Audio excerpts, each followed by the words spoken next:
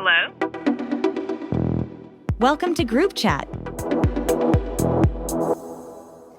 All right, guys, welcome to Group Chat with Sarah, Massey, and Hi-Rez, where we dive into stories that have everyone talking.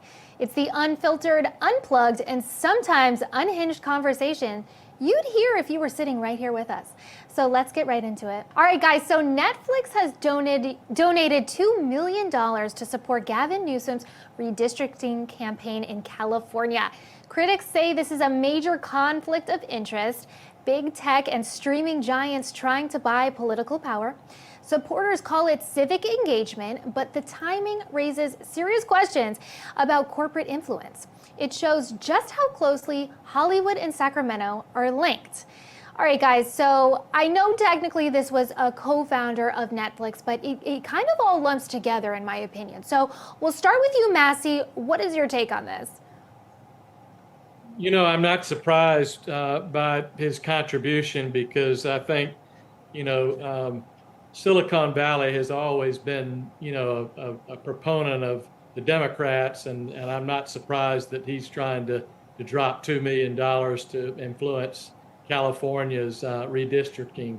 So hopefully the conservative groups will certainly pony up the money that they need to. I noticed that Charlie Munger was actually going to give $10 million to defeat it. So I hope that the same money, chases that particular issue and conservatives win.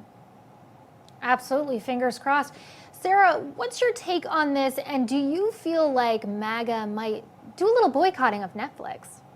I honestly don't know yet, but here's the thing. Reed Hastings and Gavin Newsom have been friends for a long time, like predating all of this, and he's already donated tons of millions of dollars to keep Gavin in. And just like Massey was saying, in 2021, he did donate around the same amount of money just for the recall. But honestly, I think we should still keep with it. I hate to say that, but civic engagement of all sides, everybody deserves to be able to vote for who they want to vote for. But at the end of the day, Gavin's fine in his seat, Reed is going to be in his ivory tower, and Democrats are still going to have California. It's just the way it is.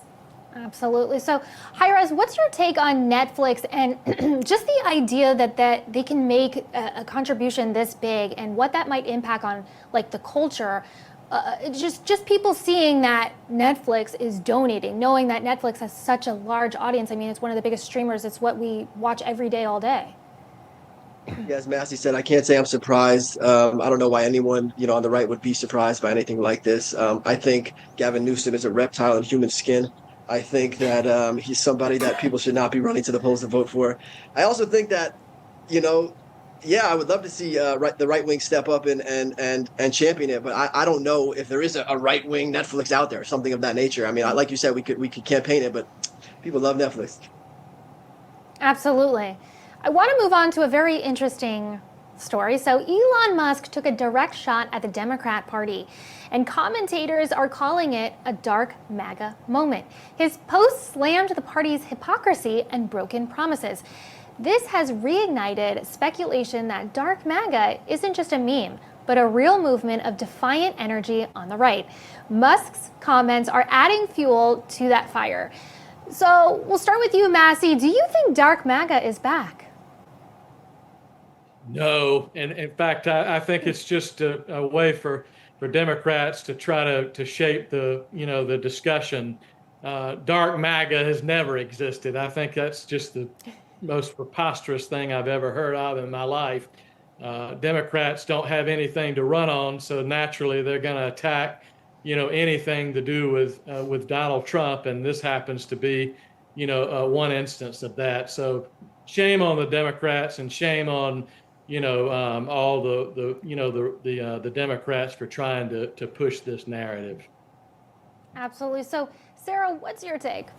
This is really fascinating because I remember watching Joe Biden speak in front of Constitution Hall a few years ago, completely surrounded by red backlighting, and that was disturbing. They immediately came out with something called Dark Brandon. I'm sorry, that looks demonic. That's hellacious. But in this side, dark MAGA is just playing off of that. I think, honestly, Democrats are just really peeved they didn't get a chainsaw at CPAC. And I think we needed another color than red, but the dark MAGA hats, the black hats, they're not bad. I think we all just need to take a step back. Democrats need to touch grass, the usual. Absolutely. So, Hi-Rez, what's your take on Elon Musk right now, though, in general? Like, we saw him making sort of a stir on Twitter, right, after he had his falling out with Trump, and basically saying he was going to start a third party and all this stuff. But where is that now? I feel like he's just gone back to, focusing on his companies, which I don't want to say for everybody in the room, but we're kind of happy. Like, that's where we would love for him to use his talents. What do you think? Yeah, I think that this actually goes back to the first question. I think that Elon could be used as a person, not used. I mean, I think I like to hope that he would, be actually passionate about it. When we see these Netflixes stepping up and campaigning for guys like Newsom, I think that's a perfect place for Elon Musk is to step up and counteract it. I think he's doing it in certain counties, in certain areas. So, maybe he's doing that right now. I have no idea. But it seems that a lot of companies just take flight and leave California instead of fixing it. They kind of just give up. So I don't know. But overall, I would like to see Elon Musk step up and do that. And I like the place where it is now. I think there's a lot less infighting. So I agree with you there. I think we all can agree with you there. So let's move on to Rosie O'Donnell. She is always fighting. So she's under fire after falsely claiming that a trans Minnesota Catholic shooter was a white Republican MAGA person. The facts didn't line up, but her comment quickly went viral among left-wing followers. So about the Minnesota shooting, and it brought me right back to Columbine in 1999 when I just could not get it through my head that students in America were shooting each other in schools. And this was a church inside a Catholic school. And what do you know, was a white guy, Republican, MAGA person. What do you know? White supremacist. What do you know? She was completely wrong, per usual. So, of course, this is her. She lives her life to smear Trump. We all know it. She loves it. And you'd think after her exodus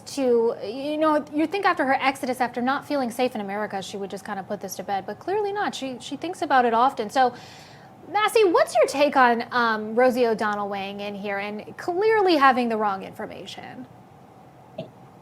Rosie O'Donnell, she's probably the most miserable person that I've ever known in my life. She's the typical liberal cat lady that has no other thing to do but just criticize Donald Trump.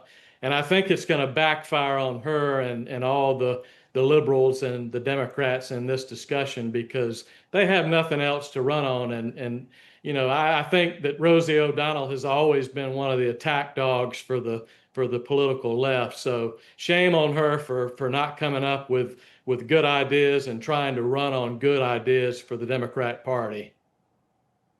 Yeah, God forbid she have a good idea, Massey. That I don't see that happening. So Sarah, what's your take, and why does she keep doing this after she said multiple times she wants to stay out of it, she wants to leave America? What's your take? I'll be honest, I had a Mandela effect moment, and I completely forgot that she existed. But in that sense, Columbine isn't something for anybody to joke about, but she needs to stop being so unlikable. Like, this is just really sad. I have nothing better to do. What about the trans manifesto in Nashville that went completely missing? No idea where that went, and now she's blaming white Republican men. That is just like a white lady liberal would do. And just like Massey said, a cat lady. Absolutely insane. So, Hi-Rez, what's your take on Rosie O'Donnell? Oh, that was Patton Oswalt. No, I'm just kidding. I think that the left has no idea what's going on, especially when it comes to guns. I lost my cousin in a shooting in 2018, and it made me more pro-gun. I'll tell you that, because I can't rely, and I love police, but I can't rely on the police to come save me. I can't rely on anybody but God and myself to save me. So nobody in anywhere should be telling me what I can and can't do to protect my family. And that's exactly what you're doing, because schools, people who shoot up schools, they're not following the laws. You can create all the laws you want, you can do all these, but guess what? You're only harming people like me. Absolutely. I agree 100% with you. I want to thank you guys all for joining me. Sarah, Massey, and Hi-Rez, thank you so much. Thanks, Adrienne. Thanks. All right, guys, thank you for sticking with me for another episode. Follow us at Real America's Pop on all platforms, and follow me, your favorite host, at Adrienne Gray TV, and make sure to send me your hot takes, your weekly pop culture outrage, because we'll be back with more next week. Amazing stories, pop culture, politics, and until then, stay loud, stay proud, and tell your group chat about my show. See you guys next week.